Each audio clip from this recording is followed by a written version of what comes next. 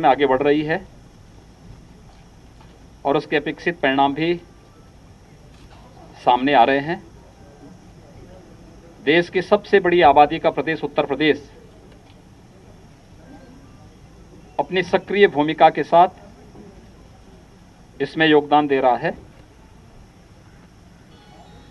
उत्तर प्रदेश में, जिस प्रदेश के बारे में दुनिया के विशेषज्ञ तमाम प्रकार की आशंकाएं व्यक्त करते थे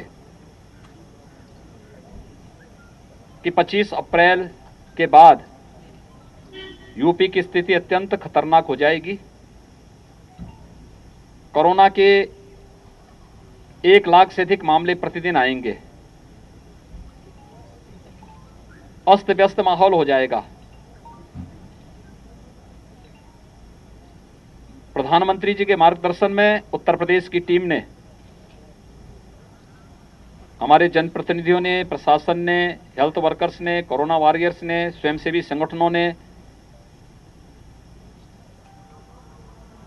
पूरी मजबूती के साथ, पूरी मुस्तैदी के साथ इसका सामना किया और आज उसका परिणाम है कि 30 अप्रैल को उत्तर प्रदेश में जो एक्टिव केस 3,10,000 थे, आज वो घट करके मात्र 84,000 रह गए हैं। 2,26,000 एक्टिव केस कम हुए हैं पिछले 22 दिनों में। हमारे यहाँ सबसे अधिक पॉजिटिव केस आए थे 24 अप्रैल को, 38,000 से अधिक केस आए थे। आज 4,800 पॉजिटिव केस उत्तर प्रदेश के अंदर आए हैं। यानी ये वह अभियान है जो टेस्ट एंड ट्रीट का अभियान हम लोगों ने प्रारंभ किया था, उसका परिणाम भी इसी रूप में हमारे सामने आ रहा है। फर्स्ट वेव और सेकेंड वेव में कुछ अंतर था। फर्स्ट वेव में संक्रमण था, लेकिन सेकेंड वेव में उससे भी कई गुना, लगभग 30 से 50 गुना संक्रमण था। अचानक एकाएक एक बड़ी आबादी उसकी चपेट में आई, ऑक्सीजन की डिमांड हुई, वेंटिलेटर और ऑक्सीजन युक्त बेड्स की डिमांड हुई, लेकिन आज उसको भी नियंत्रित किया गया। पहली बार आपने देखा होगा ऑक्सीजन एक्सप्रेस चलाए गए,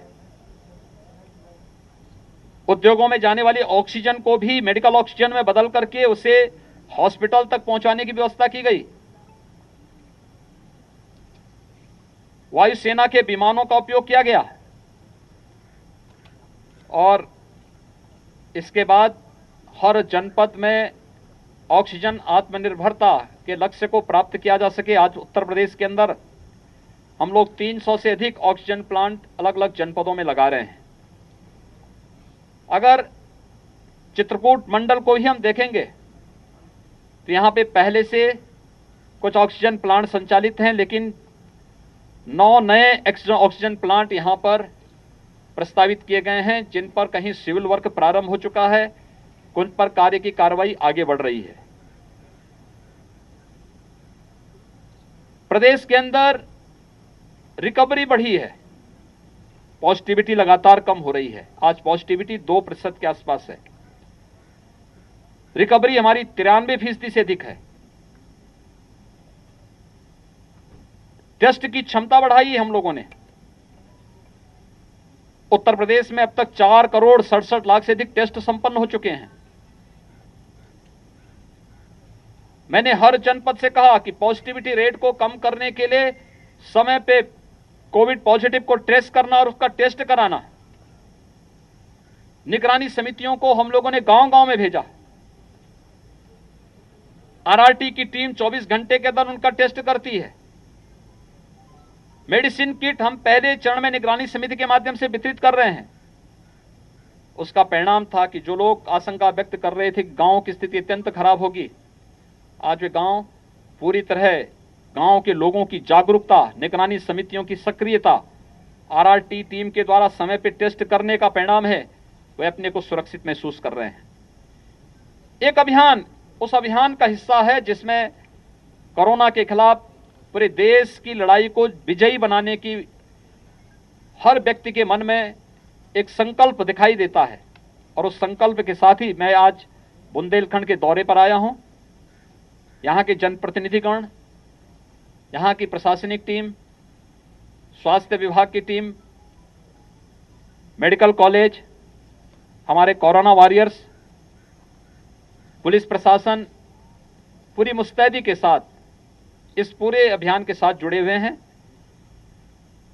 हमें व्यक्ति के जीवन को भी बचाना है और उसकी जीविका को भी। हमने लॉकडाउन नहीं लगाया, कोरोना कर्फ्यू लगाया। सामान्य गतिविधियां चल रही हैं, खेतीबाड़ी का काम चल रहा है, उद्योग धंधे चल रहे हैं, परिवहन निगम की बसेज हमारी चल रही हैं, सब्जी मंडी का संचालन हो रहा है, आवश्यक और इमरजेंसी सेवाओं को हम निरंतर चला रहे हैं। लेकिन कुछ लोगों के कार्य अगर इससे प्रभावित हुए हैं तो उनके लिए भी व्यवस्था, प्रधानमंत्री गरीब कल्याण पैकेज के अंदर हर गरीब को मई और जून में 5 किलो खाद्यान्न पर यूनिट दिया जा रहा है। उत्तर प्रदेश सरकार ने जून, जुलाई, अगस्त में उत्तर प्रदेश के हर पात्र गृहस्थी और अंत्योदय कार्ड धारक को निःशुल्क खाद्यान्न उपलब्ध कराने और जो भी जरूरतमंद हो उसको निःशुल्क खाद्यान्न उपलब्ध करवाने की व्यवस्था की है। हर जनपद में कम्युनिटी किचन हमारे प्रारंभ हो चुके हैं। जरूरतमंद मरीज के परिजन, उनको भोजन मिल सके, कहीं उनको भटकना ना पड़े, इसके लिए ये कार्य युद्ध स्तर पर चल रहे हैं। इसके साथ ही ये भी व्यवस्था की गई है कि बहुत सारे लोग ऐसे हैं जो प्रतिदिन कमाते थे और उससे उनकी आजीविका चलती थी, उनको भरण पोषण भत्ता देने की कार्रवाई हम लोगों ने व्यवस्था प्रारंभ कर दी है। उनका रजिस्ट्रेशन शुरू हो चुका है। हर जिले से सूची मांगी जा रही है। जून प्रथम सप्ताह में इस कार्यक्रम को भी हम आगे बढ़ाएंगे। वैक्सीनेशन एक बड़ा सुरक्षा कवच है। हम सब आभारी हैं आदरणीय प्रधानमंत्री जी के, जिन्होंने देश को 2 स्वदेशी वैक्सीन दी और एक तीसरी वैक्सीन भी स्पुतनिक देश के अंदर आ चुकी है। यद्यपि जुलाई अगस्त में कई अन्य भारतीय वैक्सीन मार्केट में आने वाली हैं, लेकिन ये 2 वैक्सीन अभी संचालित हैं और इन 2 वैक्सीन को हम प्रदेश के अंदर उपयोग भी कर रहे हैं। हमने 18 से 44 आयु वर्ग के लोगों को पहले चरण में 9 जनपदों में जो सबसे ज्यादा जहां एक्टिव केस थे उनको लिया। फिर हम लोगों ने अपने सभी 18 नगर निगम जिन जनपदों में थे उनको लिया। फिर हम लोगों ने प्रदेश के अंदर हर कमिश्नरी मुख्यालय को इसके साथ जोड़ा और अब हम लोग 1 जून से प्रदेश के हर जनपद में जैसे 45 आयु वर्ग से ऊपर के सभी लोगों को वैक्सीन देने का कार्य कर रहे हैं, ऐसे 18 से लेके 44 आयु वर्ग के भी प्रत्येक व्यक्ति को निःशुल्क वैक्सीन देने के कार्यक्रम को आगे बढ़ा रहे हैं। हम लोगों ने ये भी व्यवस्था की है कि वहां पर प्रॉपर व्यवस्था हो, वेटिंग एरिया हो, ऑब्जर्वेशन का एरिया हो, जनप्रतिनिधिगण उसमें सक्रिय सहभागिता के साथ अपना योगदान दे रहे हैं। और ये भी व्यवस्था की जा रही है कि हर एक जनपद में न्यायिक अधिकारियों के लिए और मीडिया के लिए अलग से काउंटर लगे, एक सेंटर उनके लिए बना दिए जाएं, जहां पर वे और उनके परिवारजन वैक्सीन लेकर के एक सुरक्षा कवच उनको प्राप्त हो सके। ये व्यवस्था भी 1 जून से पूरे प्रदेश के अंदर प्रारंभ करने की तैयारी चल रही है। कोरोना के खिलाफ ये देश की लड़ाई, चित्रकूट मंडल बहुत अच्छे ढंग से इस अभियान को लेकर के आगे बढ़ा है। उसके अपेक्षित परिणाम भी सामने आए हैं। मेडिकल कॉलेज की भूमिका रही हो, हर जिले के अंदर स्वास्थ्य की टीम का, प्रशासनिक टीम का, पुलिस की टीम का या फिर जनप्रतिनिधियों की भूमिका, सभी ने पूरी जवाबदेही के साथ अपनी जिम्मेदारियों का निर्वहन किया है। मेरी आप सबसे भी अपील है, वैक्सीन लेने के लिए और कोरोना टेस्ट करने से कोई भागे ना। हर व्यक्ति, हमारी टीमें गांव-गांव जा रही हैं, स्क्रीनिंग कर रही है, वे टेस्ट कराने में अपना योगदान दें। हम उनको मेडिसिन किट भी उपलब्ध करवा रहे हैं, उपचार भी फ्री है। सारी सुविधा सरकार फ्री में उपलब्ध करा रही है, इसलिए भागने की कोई आवश्यकता नहीं। दूसरा, वैक्सीन के लिए गांव गांव में भी हम कॉमन सर्विस सेंटर को इसका केंद्र बिंदु बनाना चाहते हैं। हर जागरूक व्यक्ति हर एक व्यक्ति को जागरूक करे। दूसरा, कोरोना संक्रमण को ब्रेक करने में हमने काफी हद तक सफलता प्राप्त की, लेकिन अभी भी सावधानी बरतने की आवश्यकता है। कोरोना के जो प्रोटोकॉल हैं, 60 साल से ऊपर के लोग, 10 साल से छोटी उम्र के लोग, बच्चे, गर्भवती महिलाएं, कमजोर इम्यूनिटी के लोग, एक या एक से अधिक बीमारी से ग्रसित कोई भी व्यक्ति, वह इस बात को सुनिश्चित करें कि किसी भी स्थिति में उनको घर के बाहर नहीं जाना है, घर में भी मास्क धारण करना है।